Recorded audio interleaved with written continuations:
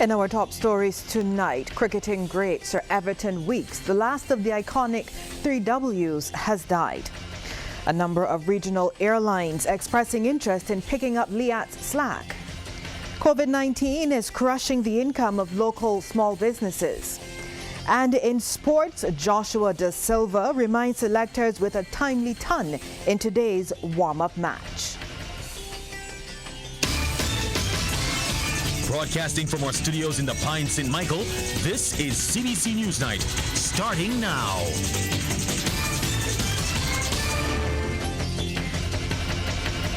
Good evening, I'm Lisa Broom. Thanks for joining us. We begin with this story.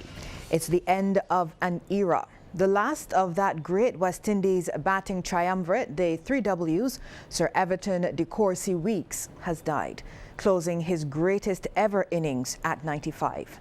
Sir Everton died this afternoon around 12:30 at his home in Chancery Lane, Christchurch, after ailing for some time. The West Indies cricketing great had suffered a heart attack back in June last year and spent some time in intensive care at the Queen Elizabeth Hospital. Our Damien Best joins us now with more on Sir Everton. Damien? Well, very good evening to you, Lisa. Well, the iconic West Indian made his Test debut against England here in Barbados in 1947 to 1948 and registered 4,455 runs in a career that spanned 48 Tests at an average of 58.61.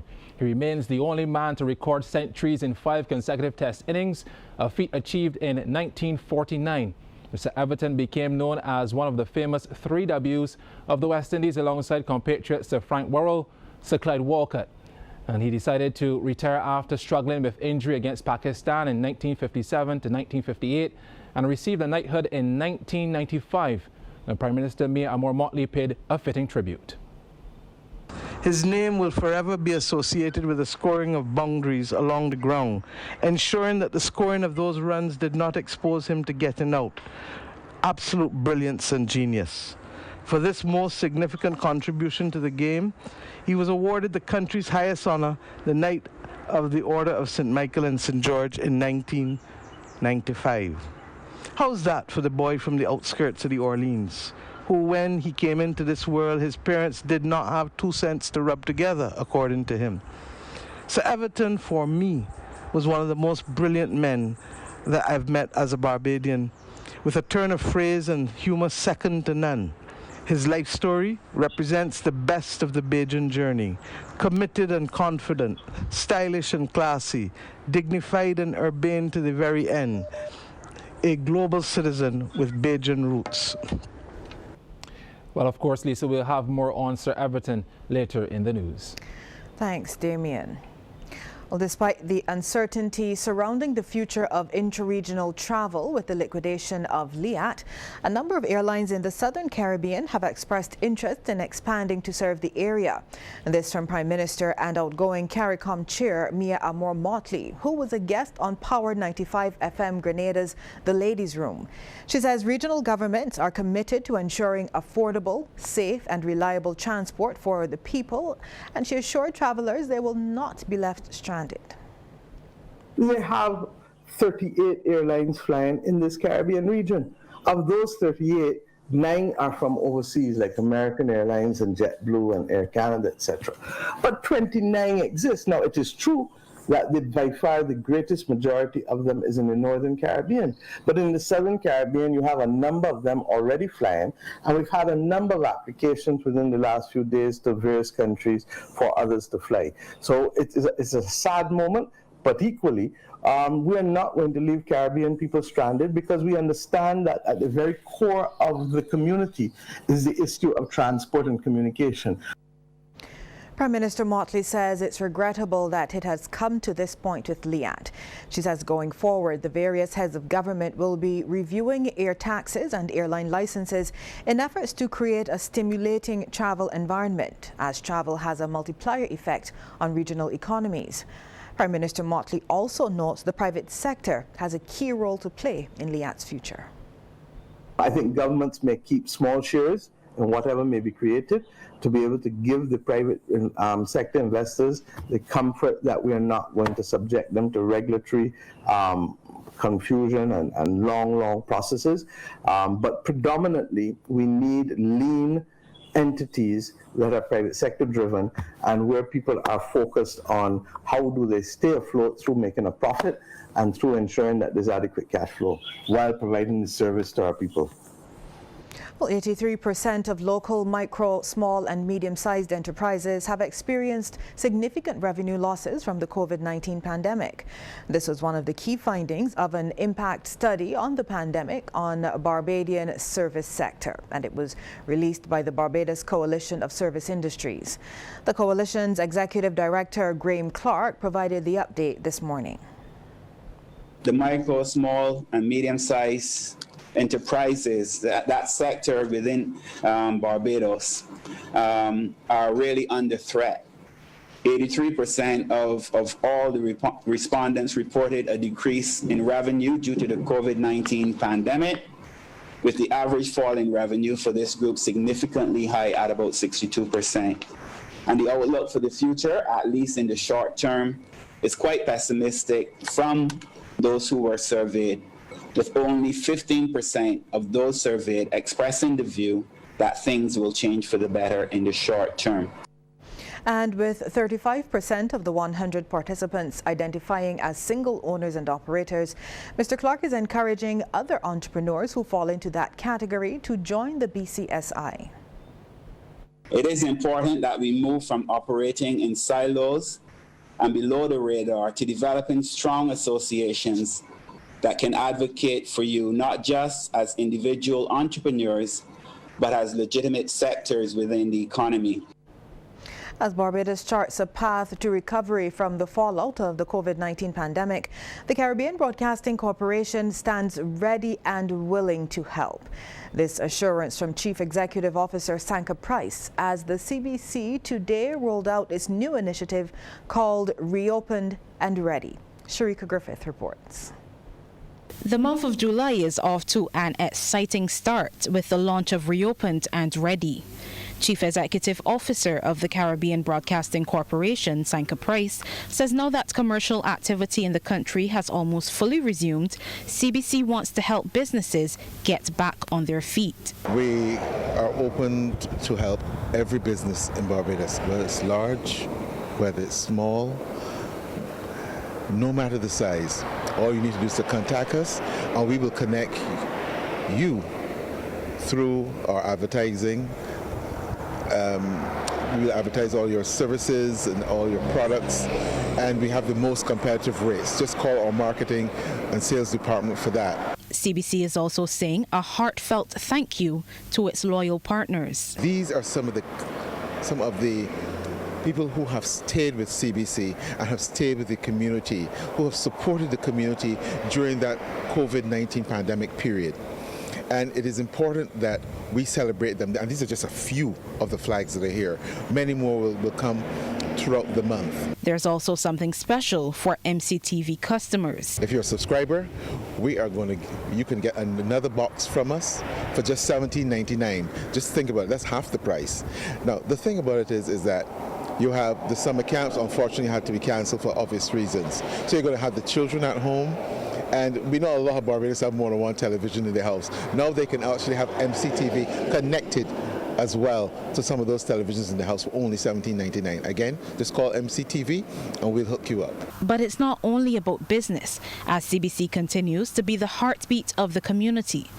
Acting Deputy Chair of the Board, Peter Boyce, says the CBC will be rolling out a series of engaging and interactive programs on television, radio and social media. We have a program called the Bake Off, in which we'll be inviting members of the community to send them baking to the corporation. And we have an exciting prize that you'll be able to get if you happen to win that. So I invite anyone watching, if you consider yourself to be a baker, you can participate in that. We have special Calypso programs on 98.1. We have Thank God It's Soca. That's going to be on Fridays. So there are many exciting things that are going to be happening on CBC. And of course, your favorite personalities will be keeping you informed. Yes, sir. You're still the DJ Ross, and I'm just here to remind you, no crop over. All right. No problem at all. We got 2 hashtags for you. 2. 1, 2. Summer State of Mind, 98 and Chill. Remember those 2 hashtags, because we got games, we got prizes, we got special shows, we got lots of action coming your way. 98.1 Zone this season, Summer State of Mind. And right here on Q100.7 FM, where we are the heart of the community, we are going to be showcasing through you what makes us Bajan, truly Bajan, socially, culturally, and most importantly, nationally. The Caribbean Broadcasting Corporation, reopened and ready. Sharika Griffith, CBC News. Even though Barbados is approaching 5 weeks of no positive COVID-19 tests originating on island, the country is continuing testing as well as strengthening its response systems in anticipation of a second wave with the return of commercial flights. This from Acting Chief Medical Officer Dr. Kenneth George. We have never stopped testing, and the testing continues, particularly because you know that there are repatriation flights taking place. For example, there's a repatriation flight taking place on Saturday, the 4th of July. There have been persons who have been traveling in and out to Barbados to seek medical attention from the region. There have been persons who may have respiratory illness not related to COVID, but we still test. So we have tried to maintain some degree of testing. Dr. George says all the necessary protocols are being implemented for the resumption of commercial flights on July 12th. We are working with the Ministry of Tourism and the players within public health and the airports, etc., in putting the necessary protocols with respect to testing in Barbados. And that's what we're trying to do. So we have never stopped testing. And I believe that because we are COVID-free at this point in time, it's a good time to make sure that we are prepared for when commercial flights come in, because that's our biggest threat to Barbados at the moment. When persons come from hotspot areas, coming back and returning to Barbados, either as not necessarily repatriation, but these are visitors, and ensuring that persons have a good holiday, yet protecting the public health of all Barbadians. The fight to avoid a COVID-19 outbreak at the island's lone public hospital has been boosted. It comes as insurance company Sagicor has gifted a thermal imaging scanner to the institution. The device is positioned at the hospital's main entrance. Health Minister Lieutenant Colonel Jeffrey Bostic says the donation is timely. This gift here at this hospital, first of all, will go a long way towards the reopening of the hospital to visitors, and for us to be able to control and contain any eventuality that results from the reopening. And Executive Vice President and General Manager Designate of Sagicor Life Inc., Paul Innes, says the company has also donated similar scanners to other institutions. The local media fraternity has lost yet another stalwart.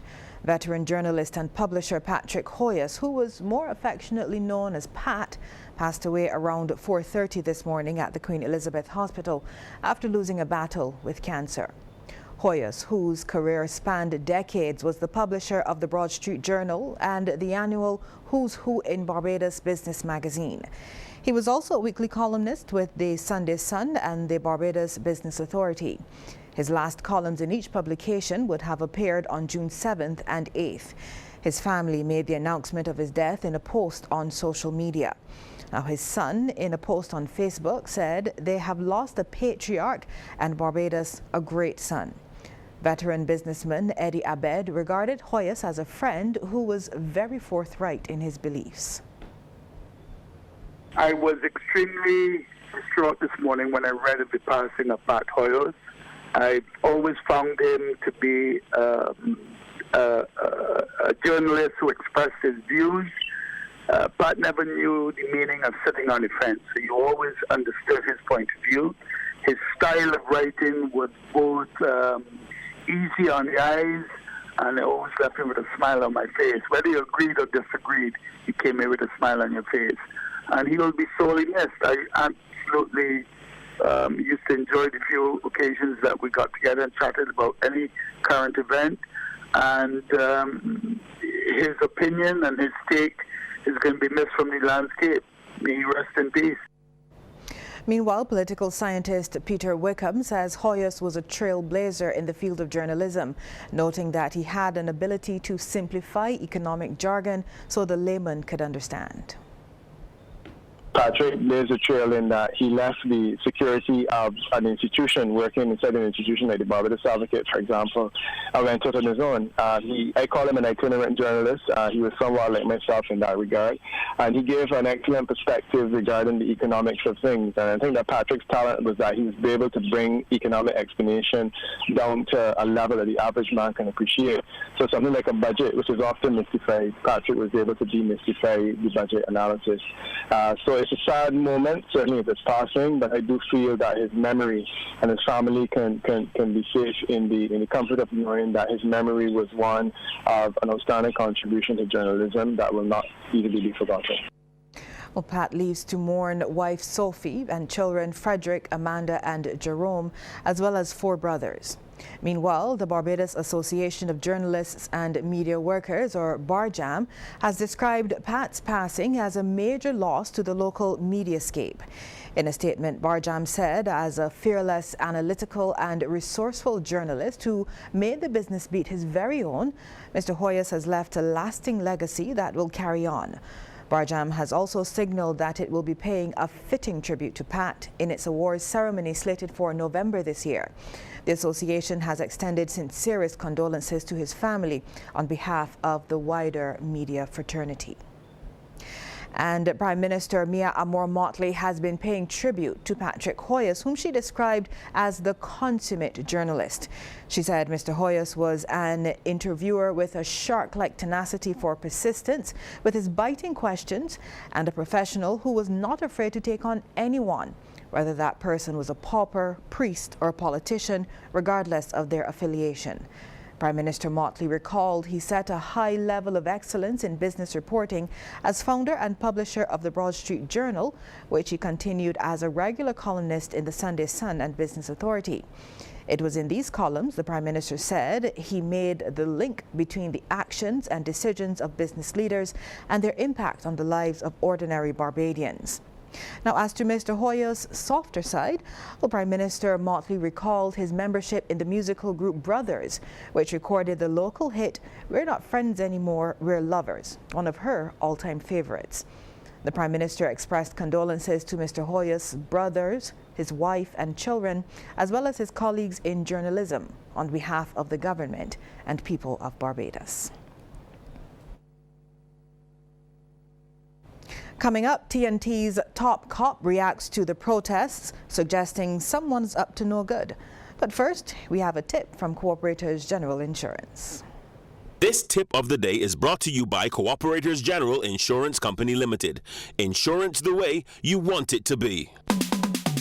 It is advisable for homeowners to protect their investment by effecting appropriate home insurance coverage during the hurricane season. Cooperators General Insurance, helping you to be prepared this hurricane season.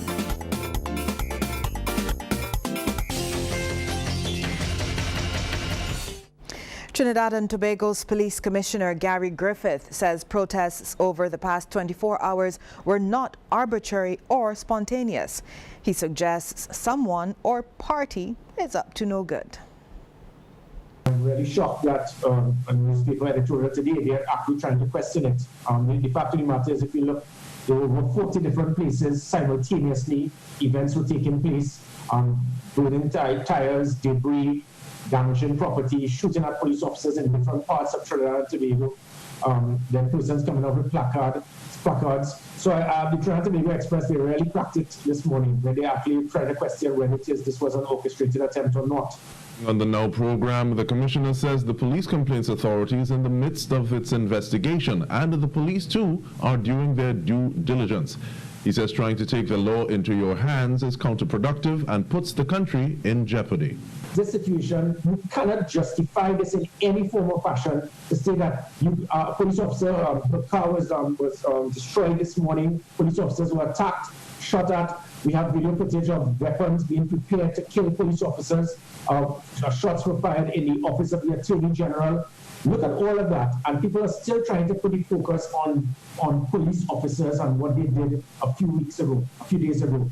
The fact of the matter is that there's an investigation pending. The Caribbean Court of Justice, or CCJ, will rule on July 8th whether or not it has jurisdiction to hear an appeal filed by two senior members of the main opposition People's Progressive Party Civic. This is in relation to a Court of Appeal ruling regarding the disputed March 2nd regional and general elections in Guyana. CCJ President Justice Adrian Saunders made the declaration today at the end of a day of oral submissions by all the lawyers involved in the matter. Justice Saunders said all 5 judges on the panel had already consulted among themselves and they are optimistic that they will give a judgment in the matter next Wednesday. Now, Guyana's opposition leader Bharat Jagdeo and Irfan Ali, the PPPC presidential candidate, filed the appeal before the CCJ.